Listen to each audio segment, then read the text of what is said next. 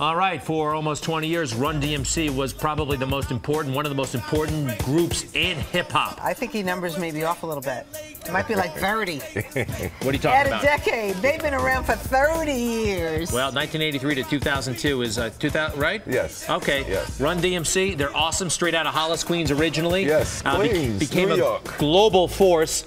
And we are thrilled to have with us Darryl McDaniels, the DMC part of Run-D.M.C. Welcome back, sir. Thank you. Glad to be here. It's been a year since I was here last. Well, it's nice to have you back. What'd you do for Father's Day?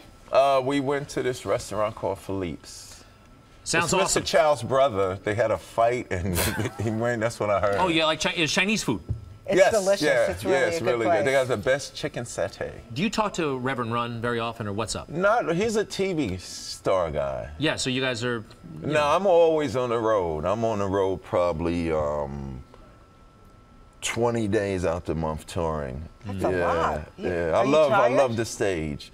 Not really. I love it too much. What are you performing when you go on the road? I do the whole Run-D.M.C. catalog live drums, live guitars. It's the most unbelievable thing in the world. And the new album is going to be sick. It's going to be Walk This Way and Tricky on steroids. Tricky, I'm crazy about Tricky. I love Tricky. So, because when Jay was alive, we performed with turntables. Now, I got a live drummer, female drummer, which is she's one of the best drummers in the world, and live drums, live guitar, live bass, and they still got the DJ. Very cool. So we do the catalog live with the new songs that are very inspirational, motivational, educational, everything that hip-hop and rock and roll will always be and is supposed to be. Motivational, educational, inspirational. Now, Yes. what about Reverend Run? I mean, like, is he okay with you doing these songs without him? I think it'd be great if you guys had a reunion. It's our songs. Would you know, and the thing is, I'm not trying to be Run-D.M.C. by myself. We can't be Run-D.M.C. without Jay. This is a different interpretation of what Run-D.M.C. We like it. When I was a kid, I loved rock and roll. So when I said I was the king of rock, like for me, trying to be the king of rap is too many low lives in raps. There's nothing to. You didn't even like to rap, right? I was my idols is Bob Dylan, Jim Croce, Harry Chapin. You know, the singer, song, folk writer guy. So if I take a little bit of hip hop, put some rock and roll with it, and put the turntables there, it's the most exciting thing that you could ever see. That sounds fun. It's a lot of fun. Very cool. Are you doing this at the Garden of Dreams? I know. Oh, no. Okay. I'm just an innocent bystander. Okay, tell us about the Garden of Dreams. Well, the Garden of Dreams is the foundation of MSG, New York Knicks, the New York Rangers, and the New York Liberty. And what we do, we work with kids that have obstacles. When I was 35 years old, after doing all that great Run-D.M.C. stuff, I found out that I was adopted, and I didn't know my whole life. Then I found know that until you were 35? No, it was a big shock. When I went through therapy, and let me tell you, it was crazy. Then I found out that I was a foster kid. But in the midst of all that desperation, I thought about the things that I had: direction, discipline, education, and I had a chance to express myself. So here in New York City and other cities, there's kids facing huge obstacles: foster kids, homeless kids, kids with cancer, kids with emotional problem, educational disease. What we do at the Garden of Dreams is we take these kids with obstacles and we give them opportunities. And one of the ways that we give them opportunities is we let them express themselves through the arts. So every year we give them Radio City Music Hall to put on a show. And I'm so jealous because I was like, man, I was 30, almost 35 years old with Run-D.M.C. before I got a chance to even enter into Radio City Music Hall and perform. And these kids are all ages, all nationalities, facing craziest problems ever. But regardless of a kid's problem, every child deserves the chance to dance and sing. And we give them, let me tell you, it's a free show, June 17th, 7 p.m., Radio City Music Hall. This year we added live streaming. So not only if you come here tomorrow to Radio City Music Hall, but these kids can be seen globally. And the whole thing is, even if these kids don't grow up to be entertainers, just giving them the opportunity to express themselves can inspire them to become the next great entertainers, politicians, journalists. That's beautiful. That's beautiful. CEOs. Can I ask you, how did you find out, age of 35, that you were adopted?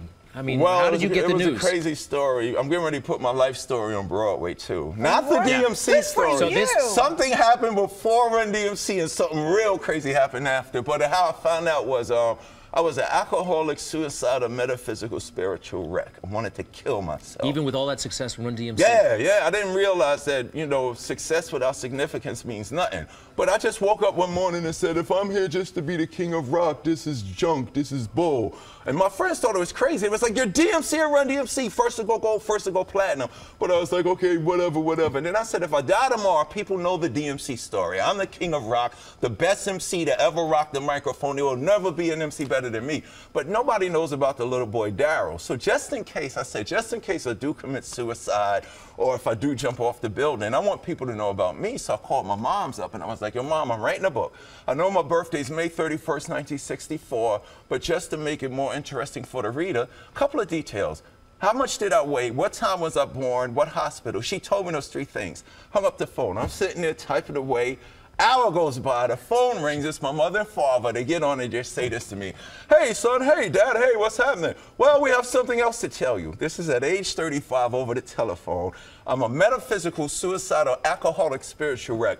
Well, you was a month old when we brought you home and you're adopted, but we love you, bye.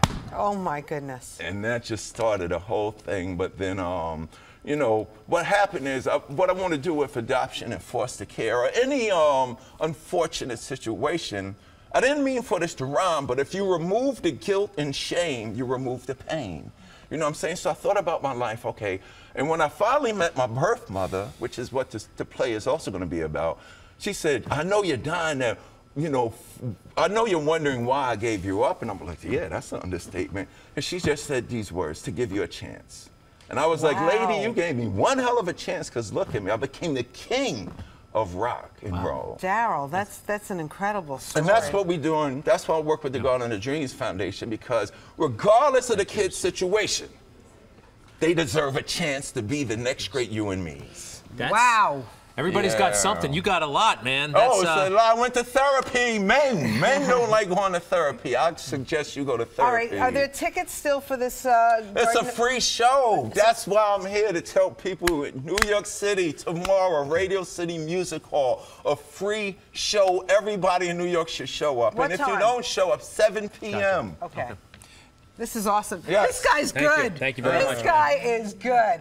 You got to let us know about this Broadway show. Oh, yes. I want to see this. We're looking for a writer and a director right now. It's going to be the craziest thing ever to happen to Broadway. Wow. You think I did something with rock and roll and Adidas and all that. Wait till we get to Broadway. We're taking it to another level. Awesome. Darryl McDaniels, Thank congratulations. you. Fascinating story. Thank you very much. And we'll put the information of Garden of Dreams on our website, Yes. myfoxny.com. All right, a couple things.